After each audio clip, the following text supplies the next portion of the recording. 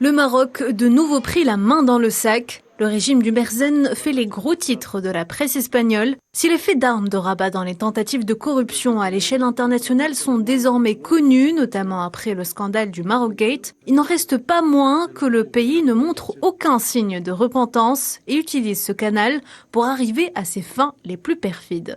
Selon le média espagnol El Confidencial, le Maroc est soupçonné d'être impliqué dans l'achat de votes par correspondance dans des élections qui concernent l'enclave espagnole de Melilla.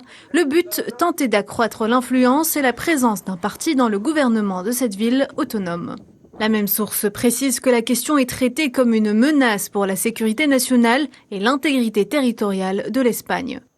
Les agents du Centre national de renseignement estiment que les services secrets marocains auraient fourni des fonds à un réseau clandestin pour acheter plus de 10 000 votes par correspondance, soit près du tiers de tous ceux qui ont été déposés dans les urnes de Melilla lors des précédentes élections de 2019.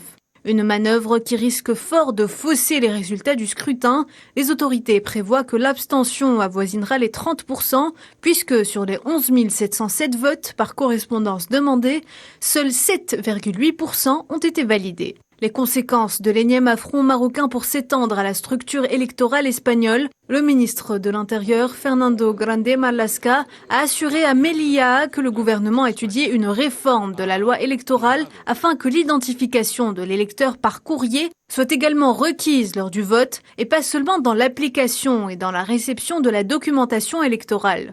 Le Maroc sous son vrai visage dans cette affaire, l'image du pays largement écornée par le méga-scandale du Marocgate ne risque pas donc de se rétablir suite à ce nouvel épisode de corruption à l'échelle internationale.